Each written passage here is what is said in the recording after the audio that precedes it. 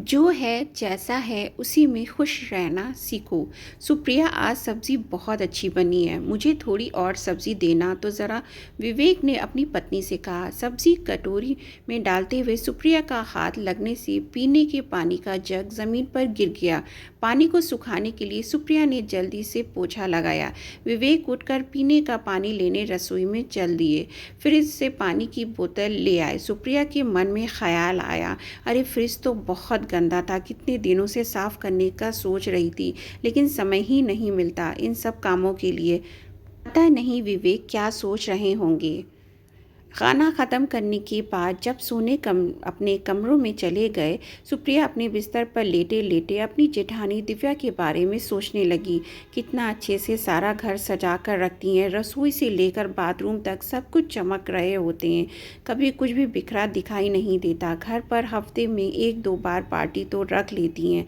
कल जब सुप्रिया अपनी जेठानी के घर पर किसी काम से गई थी तो उसने देखा कि उनका फ्रिज एकदम साफ सुथरा था, सब चीज़ें सलीके के साथ रखी हुई थीं। रात को सुप्रिया विवेक को कहने लगी, सुनिए, आपको गंदे फ्रिज को देखकर आज बहुत बुरा लगा होगा ना। आप भी सोच रहे होंगे कि मैं ठीक से साफ सफाई नहीं रखती। नहीं तो मुझे क्यों बुरा लगेगा भला, ऐसे क्यों बोल रही हो, क्या हुआ। कुछ नहीं, बस ऐसे ही। अरे बोलो ना सुप्रिया, क्या बात है। अब देखिए ना, दिव्या भाभी अपने घर को कितनी सुंदर सजा कर रखती हैं। घर का एक एक कोना देखने लायक होता है। घर पर कभी भैया के दोस्तों को तो कभी किटी पार्टी कर घर पर कितनों को खाने पर भी बुलाती रहती हैं। खाने में भी कितनी प्रकार की चीज़ें बना कर रखती हैं, और एक मैं हूँ जो सारा दिन काम में लगी रहती हूँ, लेकिन फिर भी पता नहीं क्यों दिव्या भाभी के जितना चाह कर भी नहीं घर को संवार कर रख पाती। खुद पर कभी कभी गुस्सा भी आता है। सुप्रिया, आज मुझे तुम्हारे चिड़चिड़े रहने का कारण पता चल गया है। तुम अपनी तुलना दिव्या भाभी से कर रही हो। जानती हो ना उनकी जीवन शैली हमसे कितनी अलग है। दोनों बच्चे जवान हो गए हैं, हर एक काम में अपनी माँ की मदद करते हैं, और ऊपर से भैया भी क्या कम है, वह तो रसोई में हर दूसरे दिन भाभी की मदद करने के लिए खड़े होते हैं। पार्टी की बात तो छोड़ो, भाभी अपने मायके से उनका नौकर बुलवा कर आधे से ज़्यादा पकवान उसी से तैयार करवा लेती हैं। तुम अपनी ओर तो देखो ज़रा, हमारे दोनों बच्चे छोटे और अभी नासमझ हैं। मैं भी इतना व्यस्त रहता हूँ कि तुम्हारी किसी काम में मदद नहीं कर पाता। मम्मी और पापा भी तुम पर हर एक छोटी छोटी बात पर निर्भर रहते हैं। कुल मिलाकर इन सब कामों को करने के लिए तुम्हारे पास केवल दो ही हाथ हैं। भाभी को तो कितने हाथों की मदद मिल जाती है। जानती हो ना, तुम्हें थायराइड की शिकायत है, थोड़ा काम कर तुम थक जाती हो।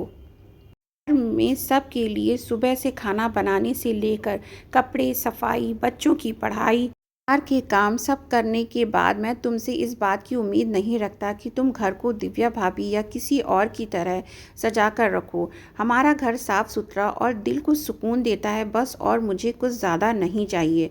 जब रात को हम सब लोग मिलकर बैठकर खाना खाते हैं, मुझे दिल से बहुत खुशी महसूस होती है। बच्चे कभी तुम्हारे साथ तो कभी दादा दादी के साथ खेलने में अपना वक्त बिताते हैं, देखकर मेरे मन को तसल्ली मिलती है। आपस में सबका प्यार बना रहे, बस मुझे और क्या चाहिए। दिव्या भाभी की बात करो तो उनके बच्चे अब बड़े हो चुके हैं, सब अपने अपने कमरों में अपना अपना फ़ोन पकड़कर अलग अलग बैठे रहते हैं। किसी के पास दिल की बात करने के लिए फुर्सत नहीं है।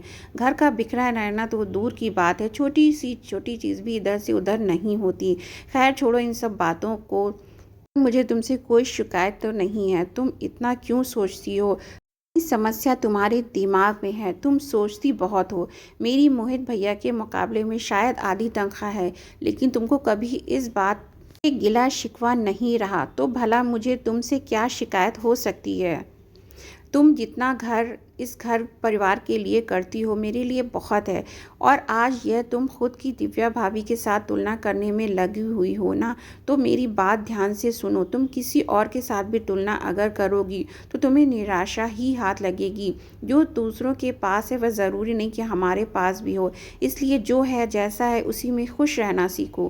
किसी से मुकाबला करने की कोई ज़रूरत नहीं है, और ख़ुद ही अपने मन को समझाने की कोशिश करना, तुम ज़्यादा सोचो नहीं।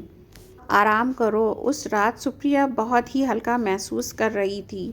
कभी बच्चों की तरह अपने से ज़्यादा दूसरों की ओर देखकर खुद को छोटा समझने लगती थी। शायद इसी कारण नकारात्मक भावना महसूस किया करती थी। हीन भावना के बोझ तले जी रही थी, लेकिन आज दिल पर से एक बोझ हट गया। सोच रही थी कि अपने तकिए पर सुकून की नींद से ही सच्चे सुख की प्राप्ति होती है। एक साधारण सी बात है, खुश रहने के लिए तो बहुत से विकल्प होते हैं, लेकिन किसी दूसरे से ज़्यादा खुश रहने का कोई विकल्प नहीं होता। यह तो केवल मन की एक धारणा है। अनेक घरों में हमारे घर की तुलना में कहीं अधिक सुख सुविधा के साधन मौजूद हैं, लेकिन अपना छोटा सा घर महल से कहीं ज़्यादा अच्छा है, जहां हमें सुख, शांति और चैन की नींद नसीब होती है। केवल मानसिकता ही तो बदलनी है, शिकायत नहीं, शुक्रिया करने की आदत होनी चाहिए।